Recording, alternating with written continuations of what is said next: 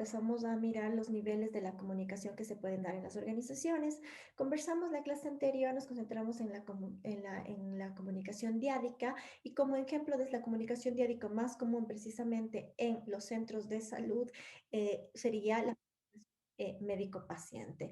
En comunicación grupal hemos escogido que este encuentro de comunicación más importante vinculado con seguridad del paciente transferencia de la información a los momentos del pase de guardia, ¿sí? Es decir, estos momentos, estos procesos en donde el objetivo es precisamente dar a conocer la información referente al caso particular de un paciente para poder continuar con la atención, ¿sí? Y en la comunicación pública hemos escogido particular la comunicación en crisis, cuando las organizaciones tienen que responder desde la comunicación a una situación en crisis y cómo utilizar la comunicación precisamente para disminuir la ofensiva de la crisis. Eso es lo que tiene como objetivo la comunicación en crisis, no detener la crisis, sino reducir la ofensiva de la crisis, ¿sí? La comunicación en el pase de guardia es un proceso particular de comunicación, si es uno de los procesos exclusivamente de comunicación que se da en los diferentes procesos en los servicios y en las prestaciones de salud y que tiene como objetivo mantener la continuidad de la información, mantener la continuidad de la atención a través de la correcta traspaso de la información sobre la situación médica del paciente y los datos necesarios para poder contar esta continuidad, ¿sí? Este es un proceso que involucra varias responsabilidades, ¿sí? Precisamente la Joint Commission lo convierte en uno de los objetivos de seguridad del paciente por la vinculación que habían estudiado varias situaciones, como ustedes pudieron leer después de haber investigado varios eventos adversos y eventos centinelas, la vinculación de la comunicación como un factor que se repetía como un factor vinculante precisamente, ¿sí? Entonces aquí yo quisiera hacer una pausa y preguntarles a ustedes y justamente conversemos en este momento sobre sus experiencias particulares en la que ustedes nos podrían comentar es que han experimentado, conocen o en su lugar de trabajo se ha dado precisamente un problema de un evento adverso o un evento centinela por una cuestión de una falla de comunicación. Ceci, ven.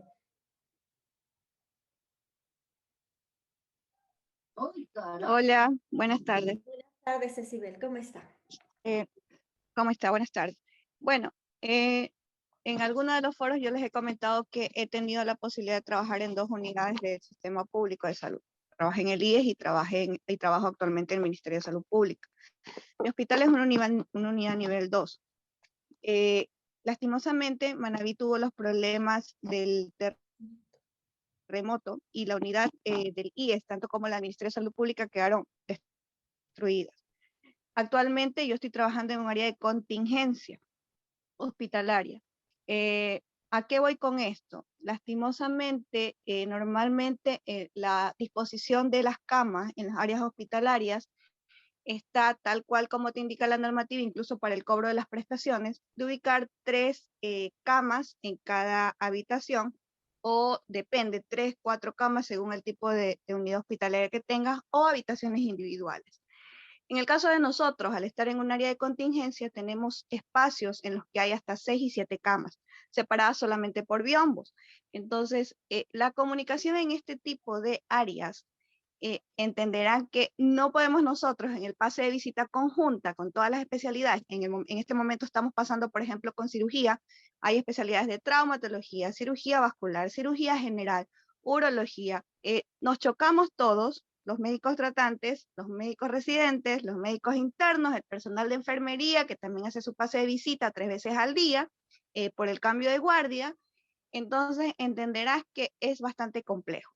Ahora, se puede coordinar con, por ejemplo, el pase de la enfermería a las 7, el pase del médico a las 8, pero hay un día específico en el que todos los médicos tratantes pasan de guardia, que es el día martes, para todos los pacientes, para ver en qué condiciones está, si ha habido alguna situación, algún problema relacionado con los procedimientos quirúrgicos realizados, los procedimientos que están en espera de realizarse. Entonces sí es complejo porque no podemos hablar todos, no podemos a veces llegar directamente al paciente, ¿Qué es lo que me toca a mí, por ejemplo? O al médico que se queda de guardia. Conversar directamente con él después de todo el pase de visita y explicar todo el relajo que normalmente se coordina o se organiza durante el día de guardia y lo que se explica que falta de un día para otro. Entonces, es complejo el lugar, el momento y la cantidad de gente que en ese momento se presta para el pase de guardia. Porque como le digo, no es un lugar apropiado en este momento para atender pacientes. Sin embargo, es el lugar en el que tenemos para poder atender porque jamás se dejó de atender, ni en el IES, como les decía que yo había trabajado, cuando fue lo del terremoto que se cayó completamente el hospital, y ahora que estoy en área de contingencia porque el hospital también está en repotenciación. Entonces, yo he vivido los dos escenarios del problema de la comunicación con el paciente directamente. No se puede trabajar así. Se adecuó cuando fue la situación del IES Campers para trabajar, estaba bastante bueno el trabajo allí, pero el paciente tenía que ir de una unidad médica a otra, a ver la medicación, de esa otra unidad a otra, a hacerse un procedimiento médico. Entonces, es difícil, es complicado, es la realidad que nosotros vivimos acá en Manabí, y lastimosamente nosotros estamos para largo, porque mi unidad médica todavía no está terminada, tiene recién un 40% de avance de obra, y seguimos nosotros en esta situación. Tratamos de dar lo mejor del paciente porque creo que es la base de nuestro trabajo como médicos, pero no es cómodo ni para el paciente ni para el médico, definitivamente. Gracias, Quesil, por comentarnos esta experiencia. Le hago una pregunta para que me quede un poco claro. ¿No disponen de un protocolo o no se puede aplicar el protocolo por las condiciones actuales en las que están ustedes trabajando? ¿O no se ha planteado un protocolo Hay para... diferentes tipos de protocolos, claro, de atención para el paciente, pero es que no se puede porque entenderá que en una sola habitación, ¿cómo les puedo explicar? En tamaño de 4 por 4 hay, a ver, no mucho más, 1, 2, 3, 4, hay 1, 2, 3, 4, 5, 6, 7 camas en un área, ¿ya? Por ejemplo, esa sala solamente es para traumatológicos. Nosotros teníamos un hospital de 200 camas, ahorita hay 186 camas, eh, bueno, con cerca de 70 camas no sensibles. Pero es difícil brindar una atención, limitar ciertos procedimientos para ciertos pacientes. eh, no se puede, definitivamente uno trata de, pero a veces se nos puede escapar de las manos la comunicación eficiente en este tipo de pacientes. Muchas gracias, Cecibel. Viviana. Bueno, en mi caso es un poco diferente a lo que comenta Cecibel, ¿no? Yo hago lo que son auditorías médicas y a veces son un tanto legales.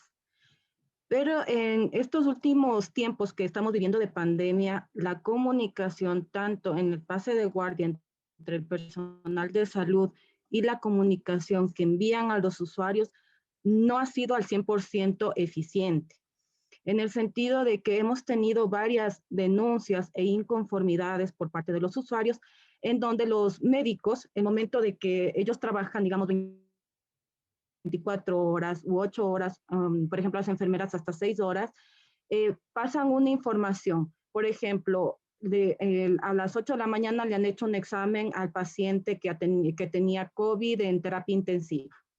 Esa información aparentemente le pasa al médico que va a entrar de guardia y emiten esta información también a los familiares en un horario de 11 a 1 de la tarde o de 11 a 3 de la tarde.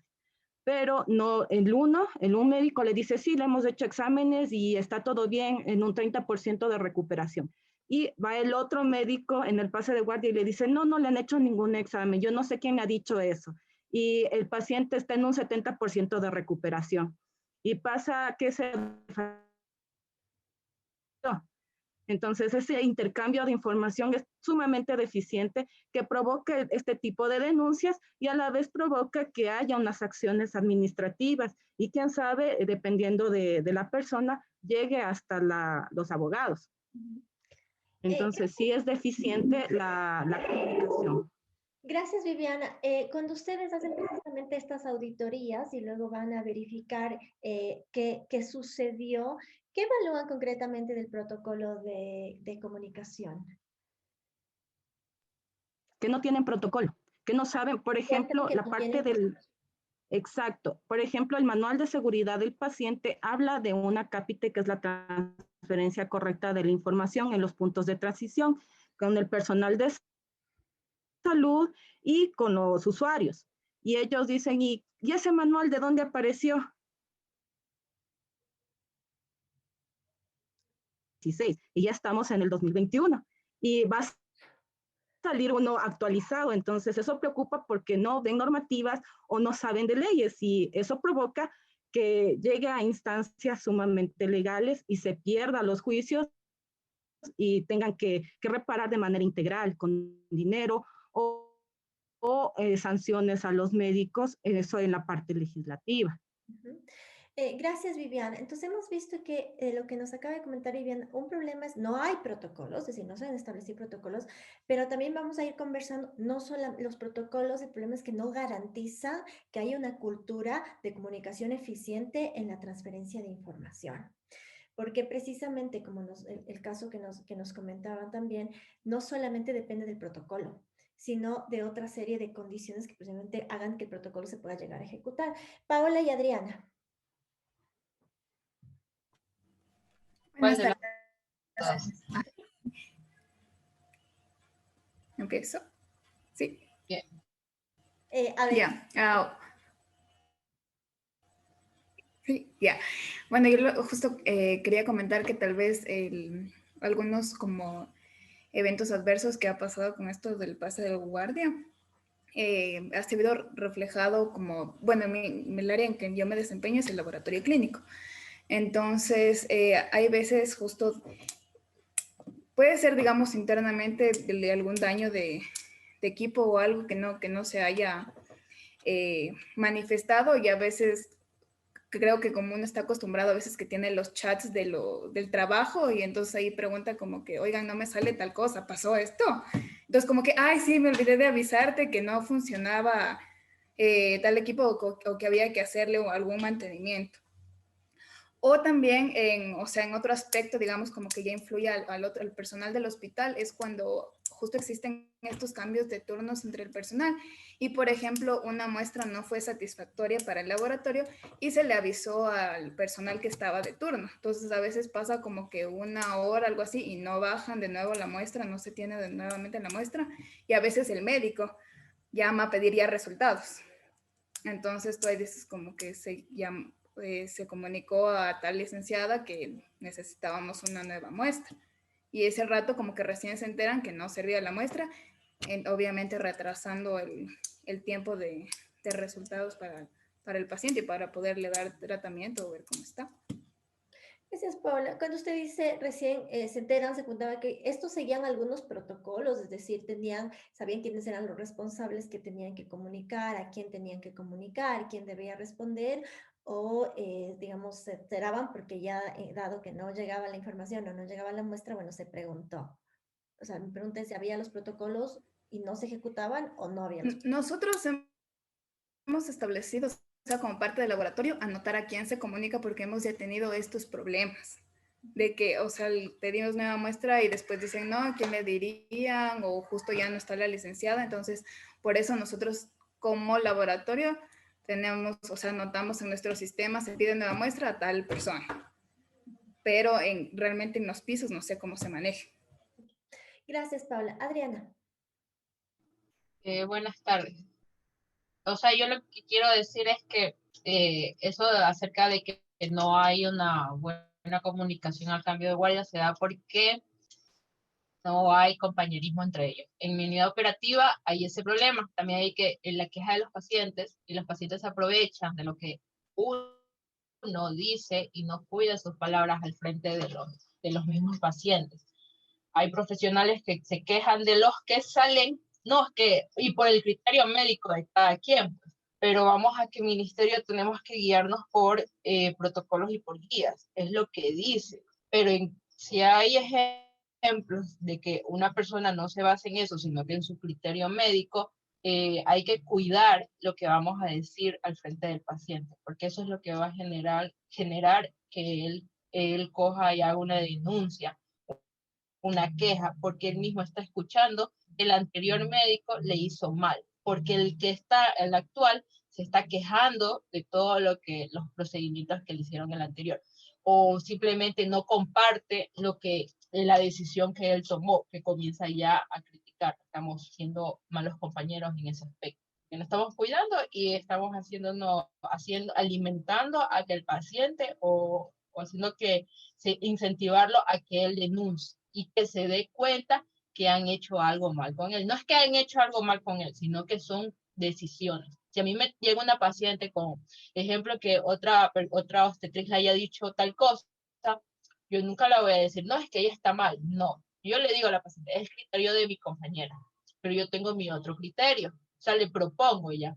Y le digo, todo está basado en eso, en eso, en eso. O sea, ¿para qué voy a estar poniéndome a hablar mal del otro profesional? Porque el paciente escucha y el paciente coge ventaja de eso, de comenzar a hacer sus quejas, resoluciones y todo eso. Gracias Adriana por su intervención. Lo que sucede precisamente en el caso que nos está manifestando Adriana y que nos está comentando Adriana, ¿por qué se implementa, digamos, este objetivo que tiene como fin estandarizar las formas de comunicación? Precisamente porque pasaban por unos procesos objetivos, estos procesos de transición, en que quedaba sujeto a un criterio de qué comunicar, cuándo comunicar, cómo comunicar, ¿sí? Y en este criterio, que en algunos momentos precisamente era subjetivo, entonces podría generar todos estos inconvenientes de información, omisión de la información, traspaso de información errónea o incluso el malestar, como nos acaba de comentar también en el caso de Adriana. Entonces, el objetivo precisamente es estandarizar para que la comunicación en los equipos de salud precisamente lleve unos protocolos. Le escucho, José. Hola, buenas tardes. Buenas tardes. Quiero comentar un caso que pasamos nosotros en mi hospital. Yo en ese entonces yo era coordinador de emergencia, fue en el 2019. Mira, era una paciente gestante. Ella llegó un sábado, aproximadamente a las 5 de la mañana. Ella llegó con un dolor abdominal y vómitos. La paciente creo que tenía sus 32 semanas de gestación. El compañero del sábado ya salía para el domingo y le dejó exámenes de laboratorio. Los exámenes de laboratorio, como la compañera dice, hay valores críticos, ¿no? La compañera de laboratorio muestra unos valores críticos de leucocitos elevados y se los muestra a la obstetra entrante, porque ya el compañero ya había salido, el del sábado ya había salido y quedaron los del domingo. La obstetra entrante ve los valores de leucocitos completamente elevados y le indica al médico de guardia del domingo sobre los valores, y el médico de guardia lo que hace es darle antibióticos y mandarla a la casa. Sencillo. La paciente vuelve el lunes en la tarde y también la médico que estaba allí le atiende y también la atiende de manera ambulatoria. Vuelve el martes la paciente y otra compañera la atiende, le canaliza una vía, pero por algún motivo surge otra emergencia y la compañera se tuvo que ir a otro hospital con esa paciente y deja a la paciente abandonada, pero no indica a ningún compañero sobre el caso de la paciente. Un compañero que estaba en esa guardia ve a la paciente y también lo que hace es darle tratamiento ambulatorio. Al día miércoles la paciente va con náuseas, vómitos, dolor de cabeza y el compañero que estaba de guardia el miércoles la ingresa, él ya la ingresa pero con un cuadro de gastroenteritis. Durante la madrugada la enfermera le hace valoraciones de signos vitales y sabemos que en las embarazadas tenemos que ver lo que era el score mama. Y el score mama de esta chica estaba por encima de 9, ya, cosa que no le informó al médico de guardia. A lo que vamos al pase de visita, vemos a una paciente embarazada en la sala de medicina interna. Nos llamó la atención cuando tenía que estar en la sala de ginecología y ahí valoramos el score mama. La paciente tenía un score mama de 10 y clasificamos una clave amarilla, una sepsis, ¿ya? Porque la paciente estaba con fiebre, vómitos, entre otras cosas que caracterizan la clave amarilla. Tal caso que tuvimos que sacar a la paciente como código rojo hacia Guayaquil. Yo trabajo en el hospital de Naranjal y entonces yo salí con la paciente como código rojo hacia el hospital universitario. La paciente fue recibida y a la hora muere, a la hora fallece. Entonces aquí yo considero que hay una falla de la comunicación en cuanto a guardias. ¿Por qué? Porque la paciente lleva 4 días ya asistiendo y nadie dio aviso de esta paciente, de este caso.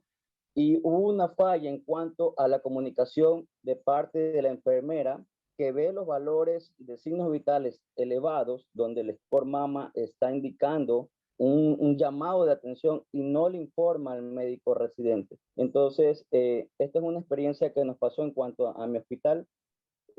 Considero que no hubo una comunicación de guardia en guardia en cuanto a esa paciente. Fuimos auditados, la mayoría fue sancionada por parte zonal, algunos fueron desafortunadamente desvinculados de la unidad operativa. Entonces, esto conllevó a que cada caso que tengamos en nuestra unidad, todos estemos al tanto del caso para poder ayudar y que no se nos pase nada con ningún paciente.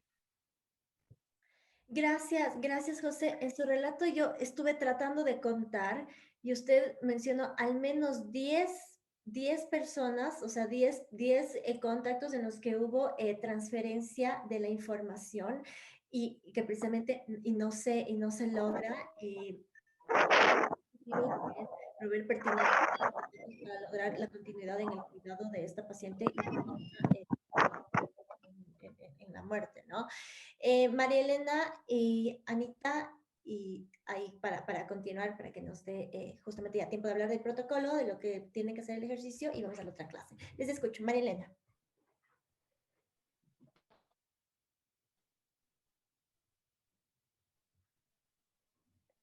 María Elena, no sé si ya, no le veo si ya está hablando porque no se le escucha.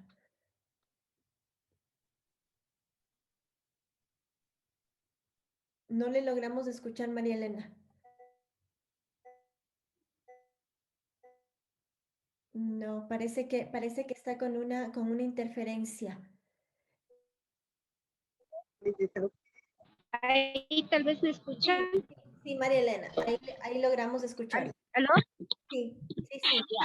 Bueno, estoy saliendo del trabajo. Les decía a todos muy buenas noches y creo que todos los que trabajamos en el área de salud, no solamente salud, tenemos historias para contar, que terminan en eventos adversos leves. Perdón, en centinelas.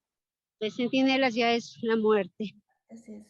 Entonces, yo tengo una experiencia en la cual me tocó hacer auditoría y lastimosamente la paciente falleció. Era una paciente que ingresa con una hemorragia, un sangrado transvaginal secundario a una miomatosis uterina, que realmente si es que se le transfundía la sangre, listo, solventaba la emergencia y le planificaba una cirugía, una miomectomía, una cirugía planificada. Lastimosamente, como había quirófano, el cirujano, el ginecólogo le planifica una cirugía de emergencia, sabiendo que no era de emergencia, porque ya se solventó la hemorragia, la anemia que estaba ese momento la paciente. La paciente entra al quirófano, piden concentrados de glóbulos blancos, glóbulos rojos, la paciente era O positivo. El señor interno sube los concentrados, le entrega al personal de quirófano le entrega al anestesiólogo, el anestesiólogo sale a comer y le pasa al otro anestesiólogo.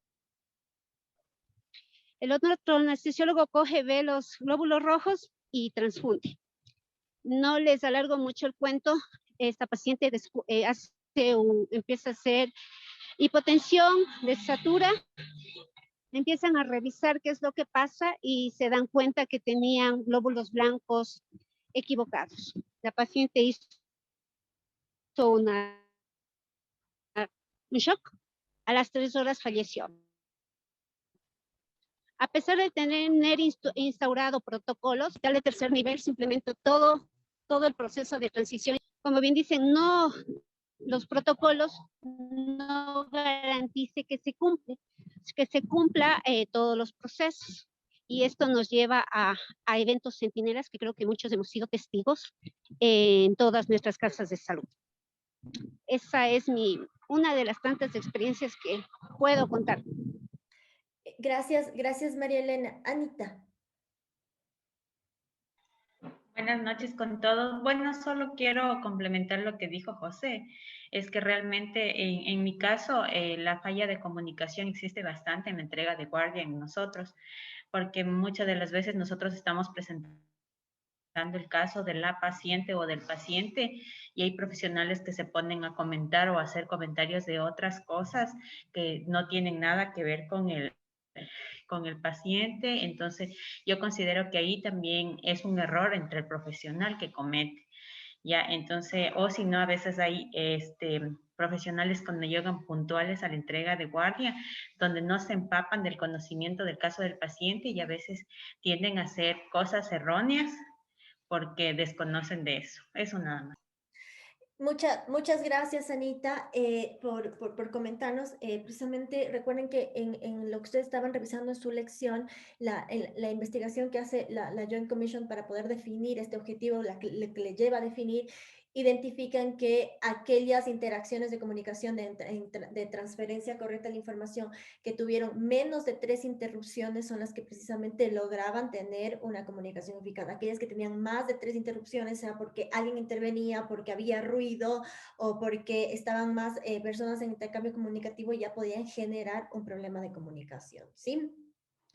Los protocolos, precisamente, es lo que se sugiere que se creen, se desarrollen, se pongan en práctica en las organizaciones con el objetivo precisamente de implementar mecanismos estandarizados para una comunicación eficaz en este momento de traspaso de la información de pacientes, ¿sí? A ustedes se les está pidiendo este ejercicio. El ejercicio es que ustedes precisamente revisen el manual de seguridad del paciente, revisen esta guía que tiene ahí una serie de estas técnicas mnemotécnicas que lo que buscan es precisamente que se sigan unos esquemas de información específicos en un mismo orden para que la información necesaria que es necesaria transmitir no quede fuera dentro del esquema, ¿sí? Entonces, lo que se les está pidiendo a ustedes es que propongan un protocolo. Ahora, cuando un par de aquí como sugerencias. Entiendo que no todos y no todas están precisamente vinculadas en el área de atención de salud precisamente, ¿sí? Algunos están en laboratorio y otros están en el área administrativa, ¿sí? Ahora, considerando también que se trata de un protocolo que lo que implica justamente es mirar cuáles serían las mejores condiciones para que se desarrolle un proceso en función de lograr una implementación de un mecanismo estandarizado, este ejercicio lo vamos a realizar en grupos, ¿sí? Yo ya voy a poner esta indicación particular ahí en el entorno virtual. Eso no quiere decir que si alguien quiere hacerlo solo o sola, bien puede, si se le dificulta ponerse en contacto con su compañero o compañera, bien puede presentarlo solo, pero vamos a poder trabajar hasta en grupos de 3 personas, ¿sí? Entonces nos pueden ustedes reunirse y en grupos de 3 personas precisamente buscar este encuentro en caso de que alguien no esté trabajando precisamente en el área de atención o de transición que le permitiría tener como más contexto para poder proponer el protocolo. Sobre el protocolo se les está pidiendo lo siguiente. ¿Sí? Voy a dejar de compartir para mostrarles ahora la tarea, ¿sí? Y el día de mañana, como les digo, les voy a poner una rúbrica para que además quede más claro qué es lo que se está mirando, lo que se les está pidiendo que propongan, ¿sí? Yo entiendo que los protocolos ya hay en muchos de los casos y están ahí los protocolos, ¿sí? Lo que queremos es, yo les estoy pidiendo en particular unos puntos que nos lleven a pensar más allá del protocolo, en realidad, porque sabemos que los protocolos ya están, pero no están funcionando los protocolos. Entonces, ¿qué está detrás que hace que los protocolos en realidad no siempre se ejecuten o que no se ejecuten de la mejor manera, ¿sí? Entonces, lo primero que vamos a señalar es cuál es el objetivo del protocolo. decir, este protocolo que ustedes van a proponer para una correcta transferencia de la información en el pase de guardia, ¿qué objetivo tiene? ¿Qué objetivo persigue? Persigue estandarizar el proceso de información, persigue, por ejemplo, reducir la mala transmisión de la información o reducir las omisiones o qué objetivo persigue es crear una cultura, por ejemplo, de comunicación eficaz en la transmisión del paciente. ¿Qué objetivo persigue? ¿Sí? ¿Qué les va a apoyar precisamente para plantear los objetivos? Ustedes tienen ahí la guía del manual de seguridad del paciente y tienen las lecciones en donde está hablando de cuáles son lo que está buscando precisamente estas formas estandarizadas, ¿sí? De comunicación. En segundo lugar, les estoy pidiendo políticas. ¿Por qué les estoy pidiendo políticas? Las políticas, entiendo que esto lo tienen ustedes mucho más claro incluso que yo, tal vez, cuando ven lo de gestión de calidad, tienen claro que son estos lineamientos que están sosteniendo todos estos procesos que están detrás que están, digamos, que van a ejecutarse, ¿no? Cuando yo les preguntaba a ustedes hace un momento y decíamos, no solamente es una cuestión de protocolo, sino hay que ver, como por ejemplo ahí decía, a veces son los compañeros, estamos muchas personas, entonces, ¿cuáles son las políticas que sostienen? Como política, ¿qué lugar se le da a la comunicación? ¿Qué lugar se le da al paciente, por ejemplo, como otra política? ¿Qué canales van a utilizarse en el protocolo? ¿Quiénes van a ser los responsables en el protocolo?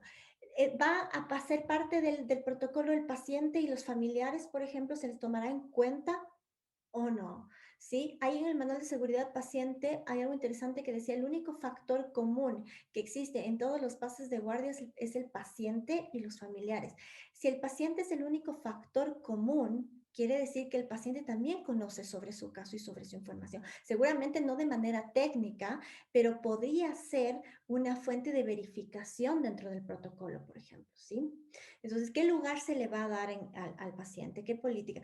Dentro de políticas, ya tenemos protocolos, pero hemos capacitado a nuestro personal para, en técnicas de comunicación, por ejemplo. Entonces, una política sería esto, ¿no? Capacitaciones continuas en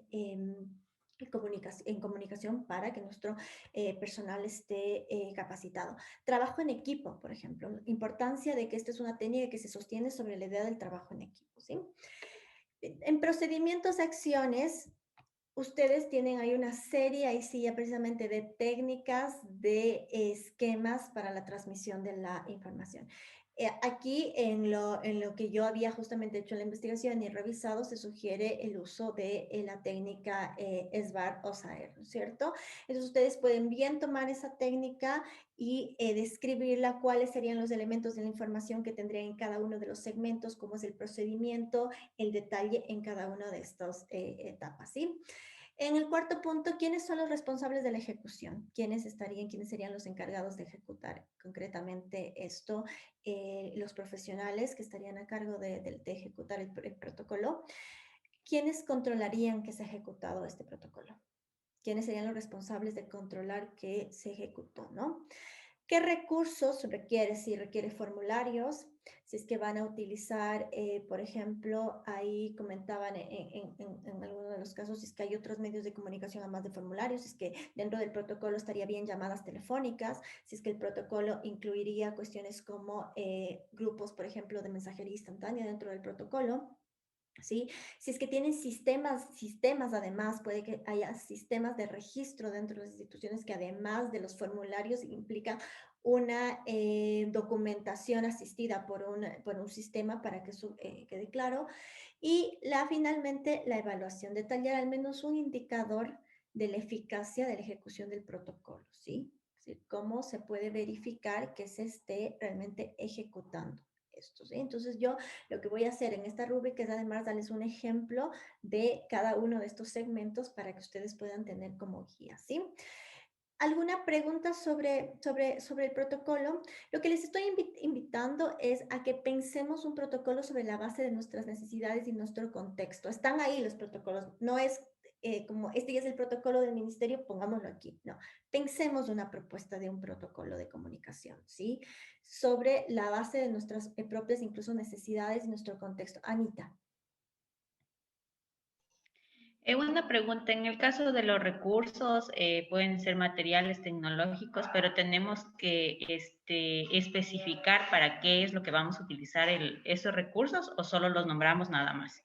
Si es que, por ejemplo, es un formulario, te entiende que estaría ya nombrado igual en el procedimiento, ¿no? Se registra en el formulario la principal información que contiene tal cosa. Entonces, abajo, formulario de registro, por ejemplo, de novedades, ¿sí? Entonces, solamente les menciono porque en el proceso se entiende que ya están de alguna manera mencionados.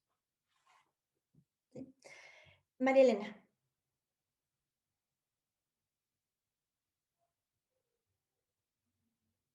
María Elena, no sé si tiene una pregunta o se le quedó la mano levantada. María Elena, ¿me escucha? ¿Alguien más tal vez tiene alguna otra pregunta? Entonces, yo les enviaría el día de mañana, como les comento, la rúbrica con un ejemplo para que además quede claro.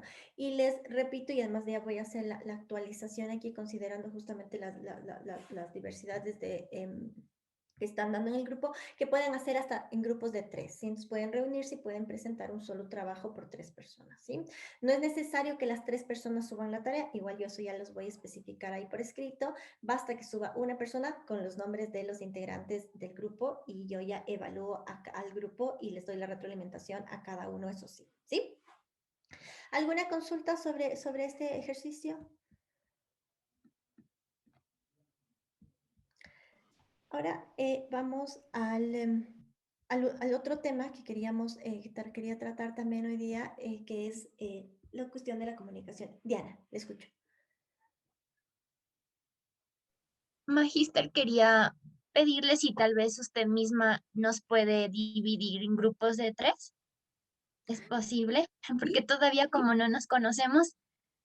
Sí, yo puedo hacerlo y en la tarea estarían los grupos. ¿Están de acuerdo? Si están de acuerdo, pueden reaccionar ahí dicen reacciones y pueden ir poniendo eso, el pulgar. Entonces yo veo creo que están de acuerdo. Entonces yo tomaría, perfecto. Entonces veo que sí están de acuerdo. Listo. No. Entonces Una preguntita. Si ya tenemos un grupo. Ya, si tienen un grupo, escríbame ahorita en el chat, Viviana, somos de este grupo. Ya, pero estamos 4.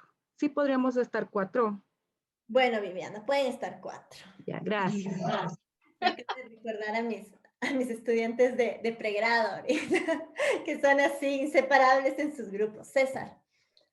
Sí, una consulta. ¿La tarea tiene fecha hasta el domingo o hasta el lunes? No lo revisé yo en realidad. Hasta el lunes como habíamos quedado. ¿Se acuerdan que en este módulo tiene este lunes porque este módulo está dentro de la semana normal? ¿Sí? Como habíamos acordado con ustedes, todos los módulos eran los días lunes. Entonces, el día lunes cerraría el módulo. Es el módulo 6 el que se va a aplazar por la cuestión de la Semana Santa. El 6. ¿Sí? Gracias. Listo. Ya. Déjenme revisarle que ya esté en el chat lo de... María Isabel, quería pedirle a ver si los 4 que trabajamos en la agencia podemos hacerlo. Tula, por los 4 se refiere al mismo grupo de Viviana, ¿verdad?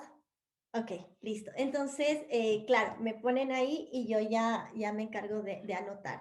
Si alguien más también ya tiene un grupo, bien puede ponerme en el chat y yo me encargaría de hacer grupos con aquellos que todavía no estarían dentro de estos grupos, ¿sí? Entonces, al final de la clase yo revisaría el chat, ¿sí? Quería tratar brevemente lo de la cuestión de la comunicación en crisis, ¿sí? La comunicación en crisis precisamente es una de las áreas de especialización de la comunicación, de la comunicación organizacional, ¿sí? Parte de una máxima y es que absolutamente todas las organizaciones por su naturaleza van a experimentar una crisis en cualquier momento, siempre, por la naturaleza de las organizaciones todas, ¿sí? Estas crisis pueden ser de menor intensidad o de mayor intensidad, pero todas las organizaciones van a pasar por una crisis. Gracias, Viviana, ya acabo de mirar ahí el mensaje. Y Esta área de especialización precisamente lo que busca es, a través de la comunicación, reducir la ofensiva del evento y de la crisis, ¿sí? Es decir, en toda situación de crisis, ¿por qué se activa una comunicación? Porque la característica de las crisis es la incertidumbre. Entonces, no sé lo que va a pasar. Y acuérdense que a mayor incertidumbre, mayor necesidad de información. Como tengo mayor necesidad de información, también empieza enseguida mayor necesidad de comunicación informal. Por tanto, va a haber una cantidad de información que la organización no va a ser capaz de controlar y que pueden generar particularmente crisis de comunicación. Entonces, se activan protocolos de comunicación para tratar de reducir las ofensivas del evento, ¿sí? Entonces, ¿qué entendemos por crisis? Toda situación inesperada, que es una situación grave y que puede afectar o a la organización o a uno de los públicos de interés o de los públicos relevantes de las organizaciones según su naturaleza, ¿sí?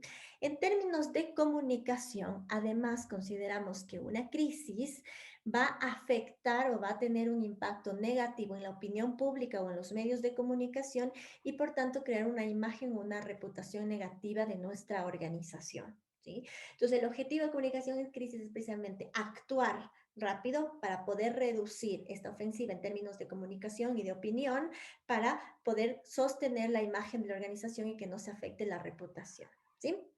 Identificamos tres momentos importantes en la comunicación de crisis, que se definen precisamente desde la notoriedad de la crisis en términos de comunicación, es decir, si es que ya se sabe o no se sabe todavía de la crisis.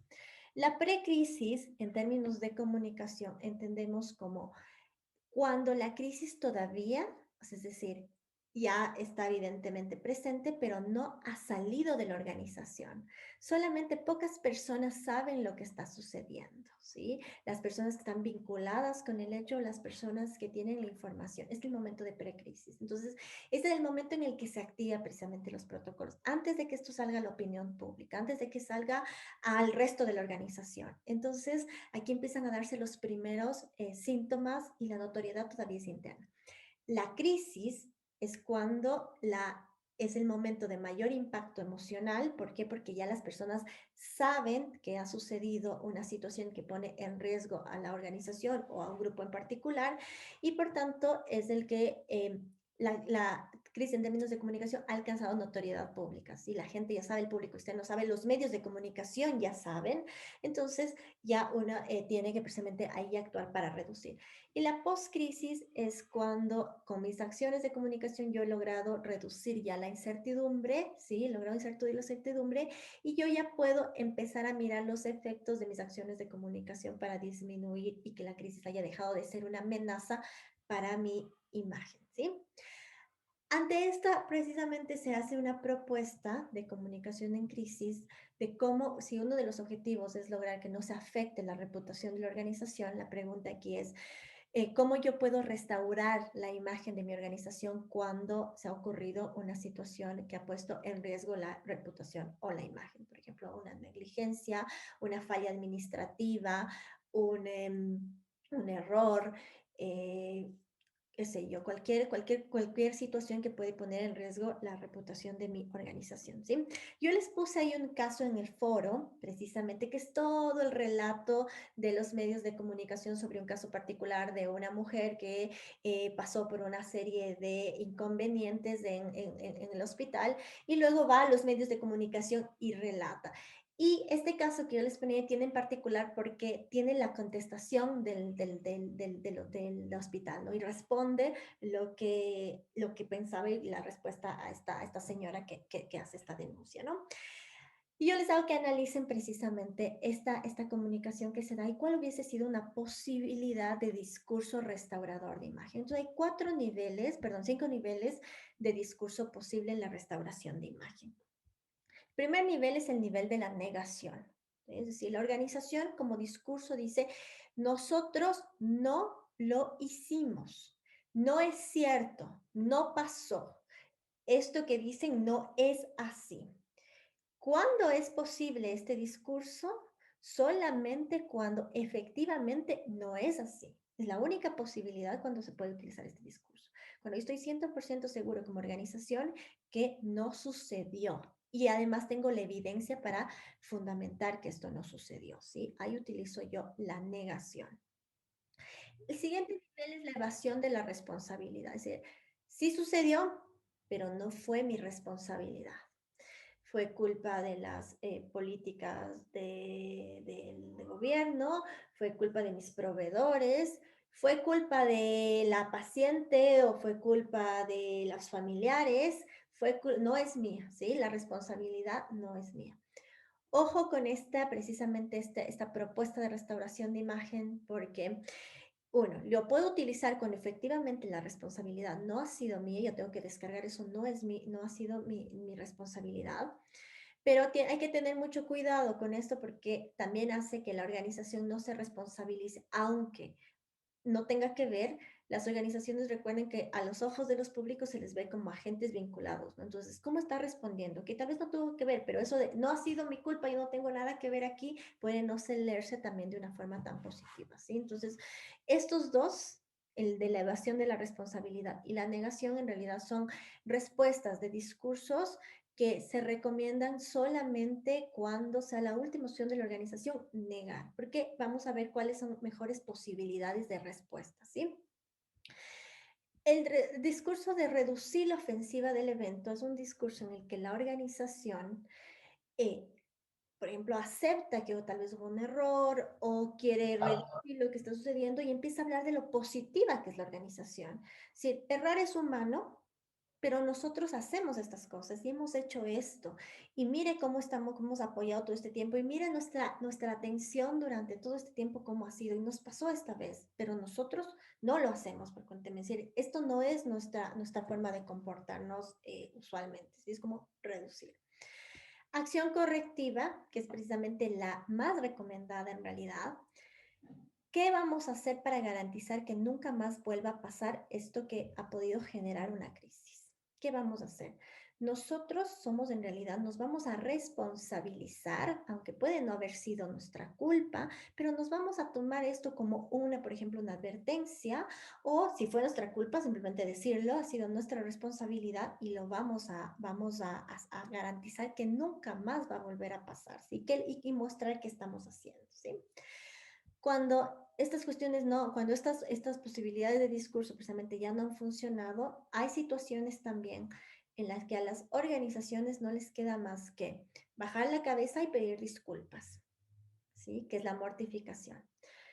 Cuando nosotros nos hemos equivocado, cuando hemos cometido un error, lo que la organización hace es decir, lo sentimos, ¿sí? Lo sentimos, lo hicimos mal, ¿sí? Entonces hay momentos en los que ese discurso y ese momento de sinceridad es importante, ¿sí? Entonces estos son los niveles de restauración de imagen que se proponen.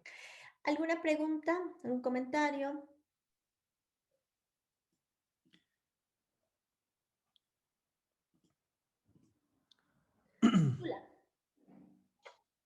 Creo que César iba a hablar. Perdón, César. Tenía levantada la manita. Tenía levantada, pero luego la bajó, entonces pensé que estaba activada. César. Sí, buenas noches. En cuanto a la mortificación, como alternativa o como propuesta para restaurar la imagen, ¿no es mejor al inicio aceptar la responsabilidad? Porque muchas de las veces, en realidad, cuando se hace cabeza en una institución y cuando nosotros sabemos que es evidente que fue nuestro error, el impacto que nosotros tenemos de entrada, aceptar el error, es mucho mejor la forma de comunicar eso y de hecho las personas lo toman de una mejor forma porque ven la sinceridad que uno tiene. Gracias, César. Precisamente estas propuestas, digamos, de discurso no son ni únicas, ¿no? Y lo que sé precisamente en términos de comunicación siempre es la verdad ante todo, ¿no? Porque precisamente eso es lo que va a sostener mi reputación. Yo me puedo equivocar, pero si es que yo además voy a mentir sobre esto o no voy a tomar la responsabilidad, estoy afectando la credibilidad que yo tengo. Entonces, ningún otro mensaje que vuelva a emitir a partir de esto va a ser creíble. Entonces, recomendación, por ejemplo, vincular mortificación, acepto, pido disculpas, inmediatamente acción correctiva.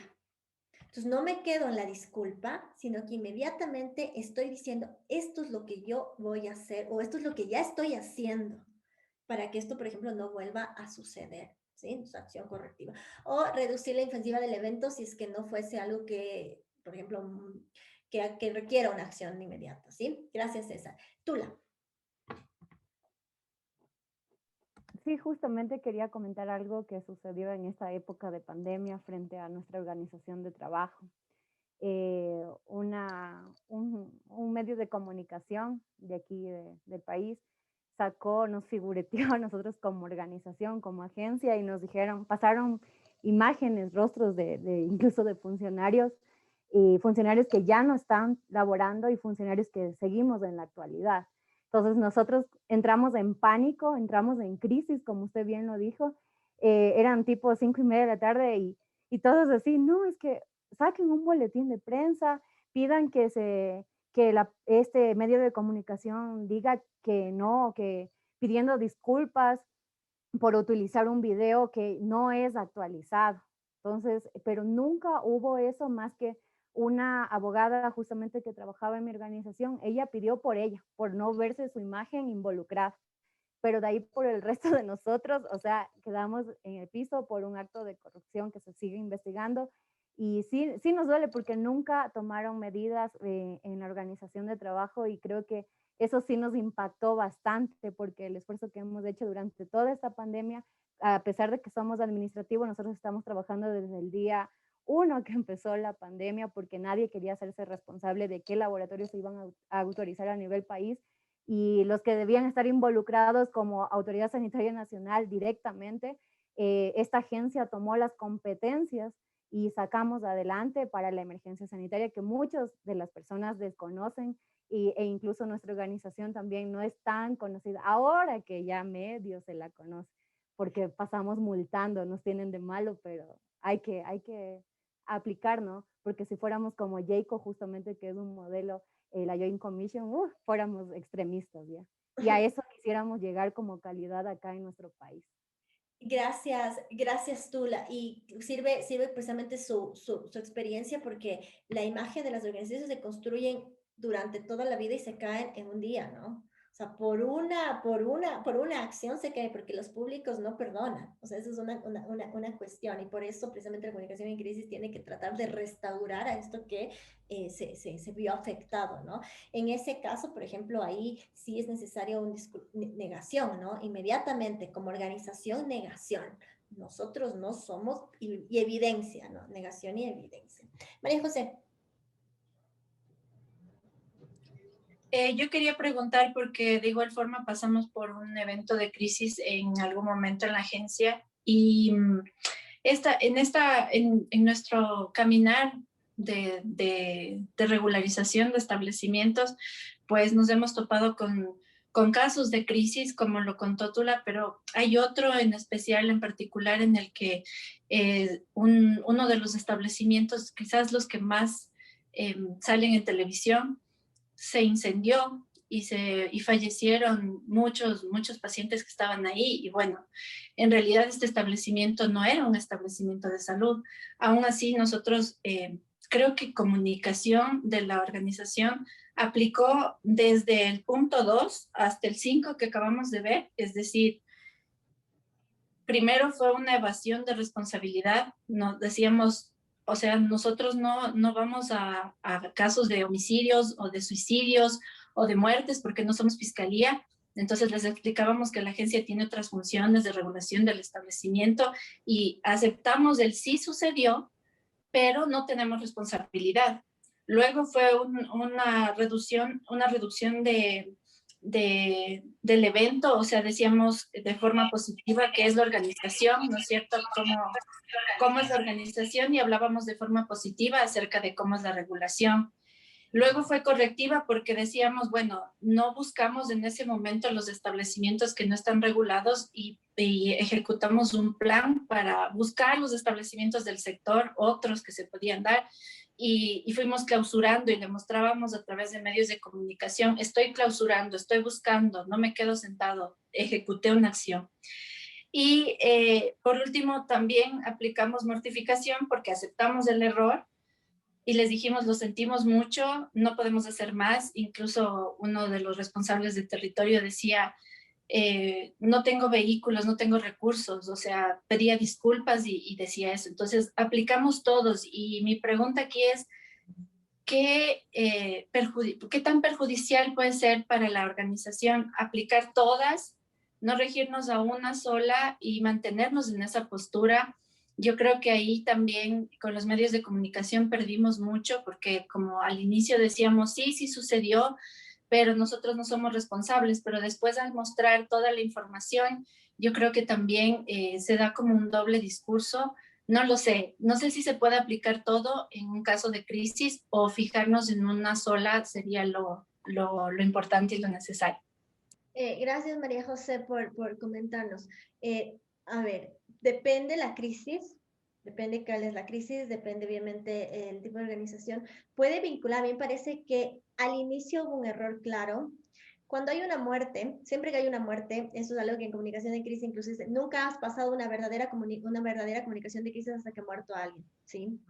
En las organizaciones en general. Entonces, siempre que se ha visto afectado, en este caso, la vida de una persona, la respuesta válida inmediatamente es mortificación, porque hay una vida que ahí se ha perdido, ¿no? Entonces, no es justificar la organización, acuérdense, porque además eso también no es qué quiero comunicar, porque uno usualmente es, ¿cómo voy a comunicar? Enseguida está pensando, ¿qué quiero yo decir? ¿Cómo restaurar mi imagen? Sino que hay que pensar en el público afectado por la crisis. Y en este caso seguramente era la familia de estas personas. Entonces, no, mi público seguramente pues, se pensó como los medios, a los medios hay que decirles rápidamente esto, porque los medios... No, hay personas que hay, entonces mortificación directamente con este grupo de personas, llegar a, y luego ahí sí todas las otras que hicieron, ¿sí? Cómo ir así en general, ¿no? Pero también hay que evaluar obviamente la situación. Wilson, Daniel, y cerramos porque no le quiero quitar tiempo a Adela, porque ya creo que he pasado 4 minutos. ¿Sí? Sí, gracias Isabel. Sí, en honor al tiempo voy a hacer mi pregunta lo más puntual posible. ¿Cuál cree usted, Isabel, que sería la estrategia adecuada que debería tomar un nuevo ministro de Salud ante toda la situación actual que ya conocemos? Vacunas VIP, falta de medicamentos y tal, que bueno, todo el Ecuador ya conocemos. ¿Cuál cree usted que deberían ser las 2 estrategias que un nuevo ministro de Salud debería llegar a hacer para restaurar la imagen del Ministerio de Salud Pública? Yo pienso que debería ser mortificación y acción correctiva, pero quiero saber usted qué piensa. A ver, incluso le voy a dar desde público afectada directamente, como todos y cada uno de nosotros que estamos aquí, ¿no? ¿Qué es lo que se afectó? Es la credibilidad. No creemos. No importa si mañana nos dicen, sí, ya está el plan de comunicación, el plan de vacunación. Ya llega, no, ya no creemos, porque es la credibilidad lo que se ha visto afectada. Entonces ya no creemos. Entonces hay que restaurar la credibilidad. Para restaurar la credibilidad, lo primero que tengo que hacer es aceptar que en realidad mentí. El problema es que está trabajándose como los sujetos son los que han mentido, la persona tal, el exministro, no el otro, el anterior, etcétera, no, la organización tiene que ahorita responder. Como organización fallamos, no las personas, nosotros como organización fallamos, pedimos disculpas, lo hicimos mal y lo vamos a hacer bien para recuperar, no esperamos que nos crean ahorita, pero les vamos a demostrar, o sea, mortificación, no hay otra. Es la única, porque además es la única posibilidad en la que nosotros creeríamos que podemos empezar a volver a confiar. Mortificación y hechos, acción correctiva, ¿no? Porque si no hay una acción correctiva, seguimos en las mismas. Daniel y María José, y de ahí sí les mando porque ya me da una vergüenza. Gracias. Anoche en el noticiero mostraron que un hospital público en La Tacunga tuvo 16 muertes entre neonatales e infantiles. O quizá todas fueron neonatales, no estoy seguro. Pero 16 muertes en un día, ¿no? Y sucedieron los puntos 1 y 2. Primero, la negación por parte de la autoridad del hospital y una carta del hospital evadiendo la responsabilidad. Entonces, mi pregunta es, ¿quién debe llevar la culpa? No le vamos a echar la culpa al ministro que tiene 3 días en el cargo, ¿no? ¿Quién lleva la culpa en ese caso? Ya, yo creo que en estos casos en realidad recuerde que no es buscar culpables, ¿no? No es quién tiene la culpa ni a quién hay que echarle la culpa en realidad, ¿no? Si vamos desde comunicación, insisto, es primero cuáles son los públicos afectados por esto. Yo sé que como organización queremos enseguida salvar nuestra organización. Primero, ¿quiénes son? Hay 16 familias que están ahorita lamentando la muerte de un niño o una niña, ¿no? Entonces, directamente comunicación con estas personas. ¿Qué están haciendo para restituir en lo posible con estas personas? En lo posible, porque es algo que no se puede en realidad sustituir, ¿no? No se puede recuperar. Pero ¿cómo van a compensar? ¿Qué compensación habrá?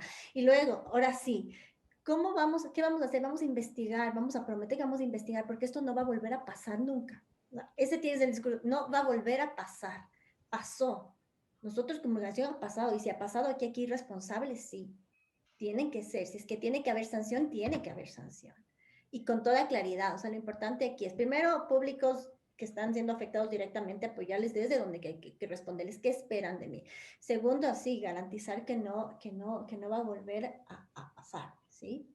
Eso como muy general, pero de ahí es bien específico, ir analizando cada caso y como ustedes van a ir viendo ahí en la lección, lo más importante es el análisis de públicos según afectación. Eso es lo más importante, porque eso me va a hacer ayudar a mí a construir mensajes. Entonces, a los primeros que yo me comunico, los que más afectados están. Luego voy ahí sí a los medios de comunicación, estos, ¿sí? Y como un comentario antes de cerrar, qué importante es tener buenas relaciones con los medios de comunicación y con líderes de opinión. Muy importante. No estoy diciendo que es para que no digan qué ha sucedido, es para que me den el espacio para que yo pueda explicar. Porque como ustedes ven, los medios de comunicación y la opinión pública pueden ser realmente, en este caso, vapuleantes, ¿no? Pero que me den el espacio para que yo pueda ir como organización y decir, vean, esta es mi acción correctiva, esto vamos a hacer, ¿sí? Muchas gracias, mil disculpas que me pasé en este tiempo y yo les envío mañana la rúbrica, ¿sí? Hasta luego, que tengan una buena noche. Gracias, linda noche. Gracias, hasta Gracias, luego. buenas noches. Gracias.